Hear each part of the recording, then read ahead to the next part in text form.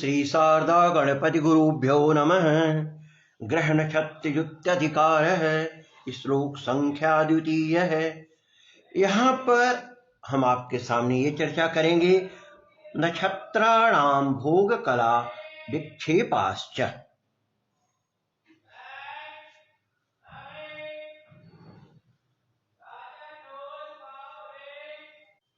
मित्रों, नक्षत्र ग्रह युक्त्याधिकार सूर्य सिद्धांत का 8वां अध्याय है और इस अध्याय में श्लोकों की संख्या 21 है।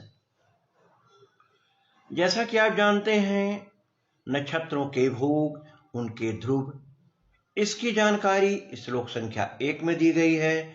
श्लोक 2 से 9 में नक्षत्र के भोग और विक्षेपों के मान के विषय में बताया गया है। श्लोक संख्या 10, 11 और 12 का पूर्वार्ध अगस्त्य, मृगव्याध, अग्नि और ब्रह्म हृदय नामक तारों के भोग, ध्रुव और उनके विक्षेप की जानकारी को प्रस्तुत करता है। श्लोक संख्या 12 का उत्तरार्ध ध्रुव और विक्षेप की परीक्षा करने की रीति के बारे में है। इसी तरह से श्लोक संख्या 13 में रोहिणी सकट भेद कब हो सकता है। श्लोक संख्या 14 से 15 तारे के साथ ग्रह की युति का काल और स्थान जानने की क्या रीति है। श्लोक संख्या 16 से 19 में नक्षत्र पुंजों का कौन तारा और जोग तारा है। श्लोक संख्या 20 से 21 में प्रजापति, अपामवत्स और आप ताराओं के ध्रुव और उनके विक्षेप की जानकारी यहाँ पर प्रस्तुत की गई है। इस अध्याय में यह बताया गया है कि सूर्य, चंद्रमा और ग्रहों के मार्ग में कौन कौन नक्षत्र पुंज पड़ते हैं, उनके स्थान कहाँ कहाँ हैं और ग्रहों के साथ उनके मुख्य तारे अथवा योग तारे की युति का समय कैसे जान सकते हैं। कुछ ऐसे भी तारे हैं जिसकी यहाँ पर चर्चा की गई है, जो कि अत्यंत प्रतिभावान होने के कारण प्राचीन काल के साहित्य में भी अपना स्थान रखते हैं, परंतु जिसके साथ ग्रहों की युति नहीं होती। परंतु ऐसे सब तारों या तारापुंजों की चर्चा यहाँ पर संभवतः नहीं की गई है। उनकी चर्चा हो सकता है कि आगे के श्लोकों में आपको प्राप्त हो। आप जानते हैं कि सप्तर्षि, काश्यप मंडल इत्यादि कुछ ऐसे तारे हैं। इन तारों के विषय में आजकल की नवीन वेदों से जो कुछ प्राप्त हुआ है उसकी भी जानकारी आगे के श्लोकों में प्रस्तुत की जाएगी। तो नक्षत्र ग्रह युक्त्याधिकार का प्रथम श्लोक आपके सामने प्रस्तुत है। वही श्लोक इस तरह से है। प्रोच्यते लिप्ति कामाना स्वभोगेन दशाहता भवत्यतीत धिश्राणाम योगलिप्ता जुता ध्रुवा। अर्थात अश्वनी आदि तरीकों के जो भोग आगे कहे जाते हैं, उनको 10 से गुणा करके गुणनफल को गत नक्षत्रों की भोग कलाओं में जोड़ने से जो मान प्राप्त होता है, वही उन तारों के ध्रुव होते हैं। इस विषय को प्रस्तुत करते हुए शास्त्रकार ने जैसा कि लिखा है, आप जानते भी हैं, उत्तराषाढ़ा, अभिजित, श्रवण और धनिष्ठा को छोड़ करके शेष अश्विन आदि नक्षत्रों की वक्षमाण भोग कलाओं को 10 से गुणा करके अश्विन आदि गत नक्षत्रों की भोग कलाओं से जोड़ने से अश्विन आदि नक्षत्रों के ध्रुव हमें प्राप्त होते हैं। उपपत्ति के रूप में अत्र स्वभोगाः 10 गुणिता भोग कला भवन्ति, भोग कला भवन्ति। अतः स्वस्पष्टं यत् स्वभोगाः भोगांसा न सन्ति। वस्तुतः योगतारा अभीष्ट तारकयोर अंतरम स्वभोगाः। एकस्मिन् अंशे 10 कलात्मक अंतरम भवति। अतः स्वभोगा गुणे 10 बराबर नक्षत्र भोग कला। ध्रुव साधनम कथम भवति इत्यस्य विषये अपि अत्र चर्चा अस्ति। यत्र अश्विनी नक्षत्रस्य पाठ पठिता स्वभोगा 48 गुणे 10 बराबर 480 कला। गत नक्षत्रस्य कला बराबर 0। उभयोरैक्यम 480 कला ध्रुवा।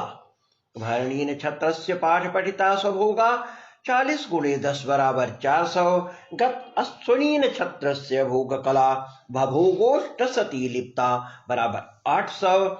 उभयोरैक्यम 400 प्लस 800 बराबर 12,000 कला ध्रुवा। एवमेव कृतिकायाः स्वभोगा 65 गुणे 10 बराबर 650।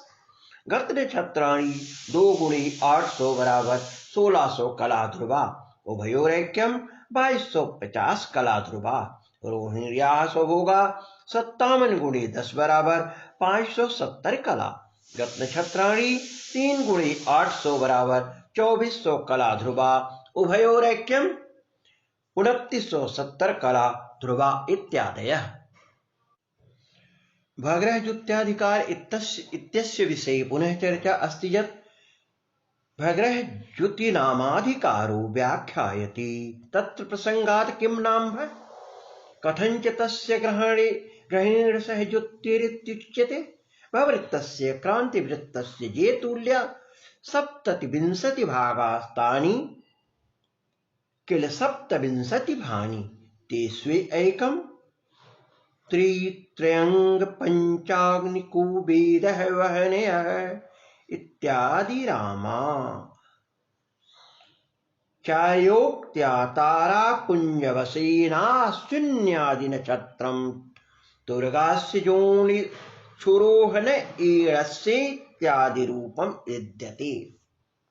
रूपकं विद्यते। इतः पूर्वं बिम्बात्मकयोर्द्वयोर्ग्रहयोर्यथा ज्योतिसाधनं कृतं तथैवास्मिन् अधिकारे तुर्गाश्चेत्याद्याकृतामृता नक्षत्राणामपि बिम्बात्मकग्रहेण सह ज्योतिः तत्साधन प्रकारं च वर्ण इत्याचार्य। तत्रादौ नक्षत्राणां ध्रुवानयनं कथं भवति प्रोच्यते। लिप्तिकाभाना स्वभोगोऽथ दशाहता भवन्त्यतिधिश्राणां भोगलिप्ता जुता ध्रुवा। भाना उत्तराषाढाभि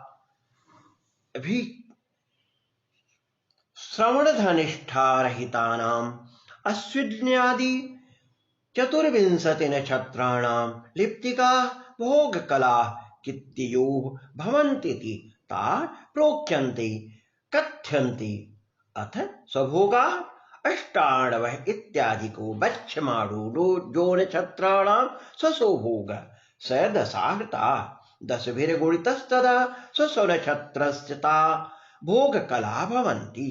ताः किलाभीष्ट नक्षत्रस्य भोगकला अतीतधिश्रियाणाम् अर्थात् अश्विन्यादिगत नक्षत्राणां भोगलिप्ताच्युता अर्थात् यावत्ययोः भोगकलास्ताभिः गत नक्षत्र संख्या गुणिता 1800 कलाभिः संयुक्तस्तदा ध्रुवाः अभीष्ट नक्षत्रस्य कलात्मक ध्रुवाः भवन्ति। उपपत्तिः अस्ति भभोगोष्ठ सती लिप्ता इति अस्पष्टाधिकारोक्तेनैकस्य नक्षत्रस्य कलात्मको भोगो 800 कला तुल्यो निश्चितः। परञ्च तुर्गास्य योनित्युक्ताकृतामिथा नक्षत्राणां त्रित्रय अंग पंचा अग्नि तारापुञ्जवसेनारंभ स्थानात् जामन्विते कला स्थानी योगतारा भवन्ति। ता कला सुखार्थं दशा वर्तिता नक्षत्राणां स्वस्वभोग कलाः पठिता। स्वभोगः इत्यनेन नक्षत्रस्य वास्तवाः भोगकला नावगन्तव्या। अथ यतो नक्षत्रकला दशा पवर्तिताः भोगाः पठिता। यदा नक्षत्रकला बराबर भोग गुणे 10 एता अश्विनी प्रभृति ग्रह नक्षत्र भोग कला विर्युतास्तदा अश्विन्यादितो अभीष्ट नक्षत्रस्य कला ध्रुवा भवेयुरिति उचितमेव। ततः कालात्मकेभ्यो सस्याधिकरणेन मेषादिराश्यात्मका ध्रुवा स्युरिति साधुक्तम्। यथा अश्विनी भोग अष्टाणवाः 10 गुणः, तो अष्टाणवाः गुणे 10 गुणः बराबर 480 कला। अत्र गत नक्षत्रस्याभावे देता एवाश्विनी भोग कला ध्रुवाश्च 480 कला। अंशाः 480 कला डिवाइड बाई 60 बराबर 8 अंशाः। भरणी भोग शून्याकृता बराबर 40, 10 गुणा 40 गुणे 10 बराबर 400। अत्र गत नक्षत्रस्य संख्ये केवाश्विनी तत्फला तत्कला 800।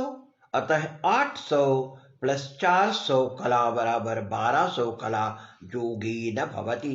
भरण्याः ध्रुवाः अंशाः 1200 डिवाइड बाई 60 बराबर 20 अंशाः। एवं सर्वेषां ध्रुवाः साध्याः सिद्धाश्च नक्षत्राणां ध्रुवा अग्रतो अग्रिमे श्लोके लिखित चक्रानुसारेण द्रष्टव्या। 9वें श्लोक के अस्मिन् विषये चर्चा अस्ति यत्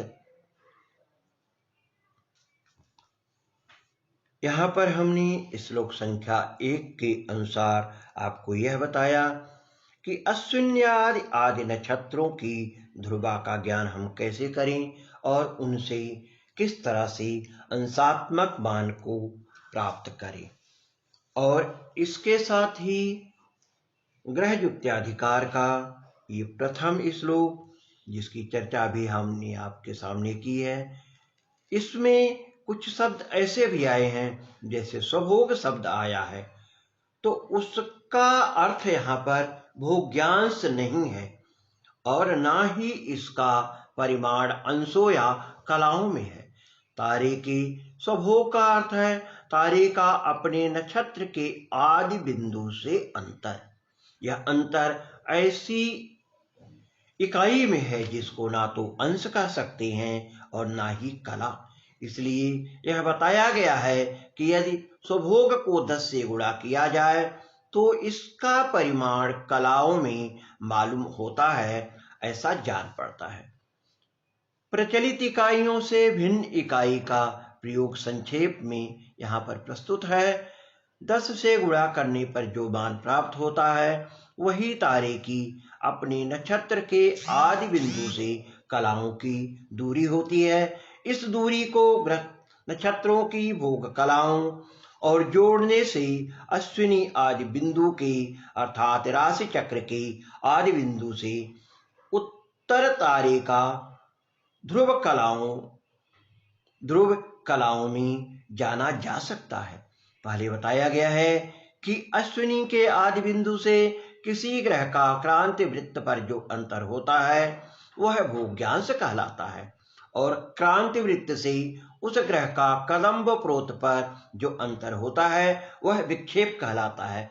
तो यहाँ पर आप ये जान चुके हैं कि भोग्यांश किसे कहते हैं और विक्षेप की जानकारी हमें कैसे मिलती है, परंतु यहाँ भोग्यांश न कर ध्रुवांश या ध्रुव कहा गया है। इस बात की चर्चा श्लोक में के माध्यम से बनी हुई इस चित्र से भी स्पष्ट हो जाती है। अतः आप यहाँ पर चित्र को देख करके इसकी जानकारी प्राप्त कर सकते हैं। यहाँ पर यदि तारीख से जाती हुई कदम्ब प्रोत वृत्त और ध्रुव प्रोत वृत्त यदि खींचा जाए तो ये क्रांति वृत्त पर 2 बिंदुओं पर मिलते हैं और क्रांति वृत्त के जिस बिंदु ती पर कदम्ब प्रोत मिलता है उससे अश्विनी के आदि जो अंतर होता है उसे तारे का भोग अथवा कदम्बाभिमुख भोग कहते हैं। जैसा कि पूर्व के अध्यायों में भी इस विषय में चर्चा हुई है। इसी बिंदु से तारे के अंतर तय को विक्षेप या सर्क कह सकते हैं, जिसे यहाँ कदम्बाभिमुख विक्षेप कहना अधिक उपयुक्त होगा। परंतु इस अध्याय में भोग और विक्षेप दूसरे अर्थ में प्रयोग किए गए हैं। भोग का अर्थ कदम्बाभिमुख भोग नहीं है, वरन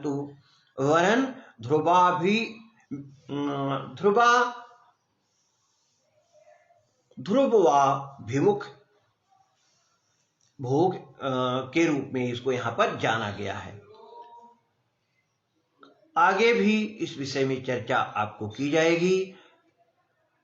यहाँ पर कदम्बाभिमुख विक्षेप नहीं परंतु ध्रुवाभिमुख विक्षेप होता है, यह बात स्पष्ट है। यह बात नीचे चित्र में जो चित्र के विषय का विवरण है उससे भी स्पष्ट होती है कि एक ही परिभाषिक शब्द से जो भिन्न अर्थ प्रकट करने में भ्रम होता है, इसलिए इसको अच्छी तरह से ध्यान दे करके हमें इस पर पुनर्विचार करना चाहिए। ग्रह ज्योत्याधिकार में यह बताया गया है कि ग्रहों के भोगों और विक्षेपों में आयन दृक् कर्म और आख्य दृक् कर्म दो संस्कार करने पड़ते हैं। ग्रहों के भोग में आयन दृक् कर्म का संस्कार करने से जो मान प्राप्त होता है वह ग्रह का ध्रुवाभिमुख भोग अथवा ध्रुव होता है। इसलिए इस अध्याय में ग्रहों का ध्रुवाभिमुख भोग ही लिखा गया है। तब नक्षत्रों के साथ आयन दृक् कर्म की आवश्यकता ही नहीं पड़ती, केवल आख्य दृक् कर्म की आवश्यकता यहाँ पर होती है और इसकी चर्चा इस आगे के अध्यायों में भी की गई है। इस प्रकार यह स्पष्ट है कि तारों का ध्रुवांक लिखने में यहाँ पर हमें सुविधा होगी, जिससे कि आयन दृक् कर्म करना भी ना पड़े। अतः इस तरह से हम श्लोक संख्या 1 का विवेचन ग्रह नक्षत्र ग्रह ज्योत्याधिकार में जैसा प्रस्तुत है आपके सामने प्रस्तुत किया। धन्यवाद। पुनः मिलामः अग्रिमी श्लोके अग्रिमः श्लोकः वर्तते तारा और भोग, तारा का स्वभोग और विक्षेप। अगले श्लोक में आपको ताराओं का भोग और उसके विक्षेप की जानकारी दी जाएगी, जो कि श्लोक संख्या 2 नक्षत्र ग्रह ज्योत्याधिकार के बाद आगे आपके सामने प्रस्तुत होगा। धन्यवाद। शुभम भूयात्।